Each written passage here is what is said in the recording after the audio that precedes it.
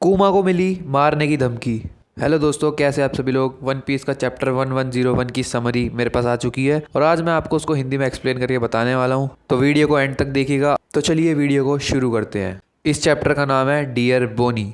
Chapter की start होती है। अब हम सबको पता है कूमा के फ्लैशबैक्स चल रहे हैं और फ्लैशबैक के अंदर ही एक फ्लैशबैक स्टार्ट होता है जिसमें कूमा को अपनी एक पुरानी ट्रिप की याद आ रही होती है जब वो रिवोल्यूशनरी आर्मी के साथ गुआ किंगडम में था। एंड कूमा उस समय इस बात को मेंशन करता है कि ड्रैगन को उस कंट्री के बारे में बहुत कुछ पता है। एंड कूमा ये भी बोलता है वहाँ पे कि उस कंट्री के बाहर एक विलेज के अंदर ड्रैगन गया था एक स्पेसिफिक बच्चे को ऑब्जर्व करने के लिए, मतलब उसको देखने के लिए कि वो क्या कर रहा है। एंड हम सबको पता है वो बच्चा कौन है, हम सबका प्यारा लूफी। एंड इसके बाद एकदम से ड्रैगन और कूमा के बीच में कन्वर्सेशन स्टार्ट हो जाता है जिसमें ड्रैगन कूमा को बोलता है कि अगर तुम बात करते रहे तो मैं तुम्हें मार दूंगा। जिसके बाद कूमा ड्रैगन को रिप्लाई करता है पर क्यों। जिसके बाद ड्रैगन कूमा को बोलता है कि एक बच्चा ही पेरेंट्स की वीकनेस होता है। जिसके बाद कूमा बोलता है कि वो इन सब चीज़ों को समझता है और वो अब इस चीज़ में इंटरफेयर नहीं करेगा, मतलब इस चीज़ में और ज़्यादा नहीं घुसेगा। एंड जो फ्लैशबैक के अंदर फ्लैशबैक हुआ था वो यहाँ पे ख़त्म हो जाता है और चैप्टर वहीं पहुँच जाता है जहाँ पे लास्ट चैप्टर का एंड हुआ था। कूमा entered in the mount Colombo. And जहाँ पे पहुँचते ही वो ऑब्जर्व करता है लूफी को और लूफी उस टाइम पे बताया गया है इस समरी के अंदर कि 16 ईयर्स ओल्ड है उस टाइम पे। एंड लूफी सीक्रेटली अपने गम गम बैटल एक्स अटैक को सीख रहा होता है जिससे उसने आरलोंग को डिफीट किया था। एंड तभी कूमा को एकदम से कॉल आता है वर्ल्ड गवर्नमेंट की तरफ से। एंड जिसके बाद लूफी को रियलाइज़ होता है कि उसके आसपास कोई है और वो किसी का सेंस महसूस करता है, पर जब तक वो देखने जाता है कूमा वहाँ से चला गया होता है। एंड जिसके बाद लूफी अपने आप से बात करते हुए बोलता है कि इस जंगल में बहुत सारे शक्तिशाली जानवर हैं और मुझे उनको हराना है। एंड गवर्नमेंट के ऑर्डर की वजह से कूमा वहाँ से चला जाता है।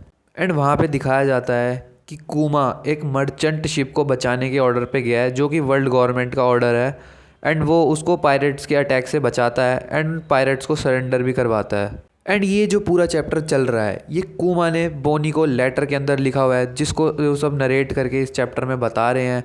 एंड कूमा बोनी को ये भी लिखता है लेटर में कि वो बहुत सारे आइसलैंड पे गया है एंड वो दोनों भी बाद में फ्यूचर में एक साथ जा सकते हैं वहाँ पे घूमने के लिए, वो बहुत ही अच्छी अच्छी जगहें हैं। फिर कहानी एकदम से सॉरबेट किंगडम की तरफ आती है जहाँ पे अल्फ़ा ने कूमा के सारे लेटर डिस्ट्रॉय कर दिए होते हैं, बर्बाद कर देती है वो उसके लेटर को। एंड बोनी उसके लेटर का वेट करती रहती है बट वो लेटर कभी वहाँ पे पहुँचते ही नहीं है क्योंकि अल्फ़ा ने उनको बर्बाद कर दिया था। एंड बोनी ने जो एज फ्रूट खाया हुआ है वो अल्फ़ा और मेडिकल टीम को वहाँ पे नहीं पता होता क्योंकि कोनी ने बोनी को मना कर दिया था कि वो किसी को भी इस बारे में ना बताए कि उसकी पावर्स हैं।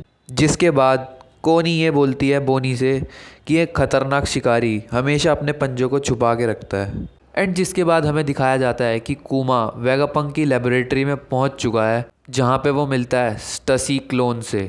स्टसी क्लोन जो है वो स्टसी बकिंगम जो कि रॉक्स पायरेट में पहले थी उसका क्लोन है। वहाँ पे हम देखते हैं कि वेगापंक के पास उसका पूरा एप्पल हेड होता है एंड वो एक्सप्लेन करता है कि जब एक बार ये ऑपरेशन पूरा हो जाएगा उसके बाद कूमा के पास कोई भी मेमोरीज और इमोशंस नहीं बचेंगे, लेकिन फिर भी वेगापंक कूमा को जब तक होश में रखेगा जब तक वो पूरा नहीं हो जाता ऑपरेशन। एंड कूमा की सर्जरी को कंप्लीट होने में यहाँ पे 1 साल बचा हुआ है। हम यहाँ पे ये भी देखते हैं कि कूमा time to time revolutionary army की हेल्प करता रहता है बट अब कूमा बिल्कुल शांत रहता है, उनकी मदद तो करता है पर वो बिल्कुल चुप सा रहता है। जिसके बाद ड्रैगन और उसके दोस्त समझ जाते हैं कि कूमा के चुप रहने के पीछे कोई तो कारण होगा वरना उसका बिहेवियर ऐसे एकदम चेंज नहीं हो सकता। एंड सीन सीधा सॉरबेट किंगडम की तरफ चला जाता है जहाँ पे बोनी अपना 9th बर्थडे सेलिब्रेट कर रही होती है। इसका मतलब है बोनी अब 9 साल की हो चुकी है कंप्लीट। एंड कूमा के लेटर अभी भी बोनी को नहीं मिल रहे होते क्योंकि अल्फ़ा उसको फाड़ देती है। फिर वहीं से 1 साल बाद बोनी की सर्जरी कंप्लीट हो जाती है एंड अब बोनी 100% तक ठीक हो चुकी है, हील्ड हो चुकी है। पर तब भी अल्फ़ा उसको जब तक जाने नहीं देगी जब तक उसका 10th बर्थडे नहीं आ जाता। पर अब कोनी को लोकल टाउन बार से खबर मिल जाती है कि अल्फ़ा और जो उसकी मेडिकल टीम है वो लोग गवर्नमेंट के एजेंट्स हैं, वर्ल्ड गवर्नमेंट के। एंड जिसके बाद कोनी और सॉरबेट किंगडम के लोग बोनी को वहाँ से गायब करने का प्लान बनाना स्टार्ट कर देते हैं। एंड अब सॉरबेट किंगडम के 3 सबसे ज़्यादा स्ट्रॉन्ग फिशरमैन बोनी की हेल्प करते हैं कूमा को ढूंढने में एंड वो एक फ़िशरमैन की शिप को पायरेट की शिप में कन्वर्ट कर देते हैं कोनी और बोनी एक दूसरे से क्लोथ्स चेंज कर लेते हैं, जिसके बाद बोनी फाइनली बाहर निकल जाती है किसी तरीके से।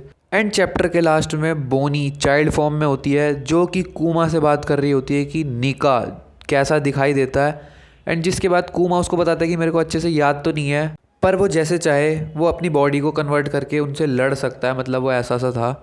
एंड यहाँ पे बोनी यूज़ करती है अपना डिस्टोर्टेड फ्यूचर टेक्निक, जिसके बाद वो अल्फ़ा को एक घूसा मारती है। उसका पंच इतना बड़ा होता है जैसे लूफी गियर थर्ड में अपना पंच मारता था। एंड जिसके बाद बोनी वहाँ से सॉर्बेट किंगडम से गायब हो जाती है। एंड चैप्टर यहीं पे एंड हो जाता है। आगे के चैप्टर और स्पॉइल्स देखने के लिए मेरे चैनल को सब्सक्राइब कर देना, वीडियो को लाइक कर देना और जितना हो सके शेयर कर देना।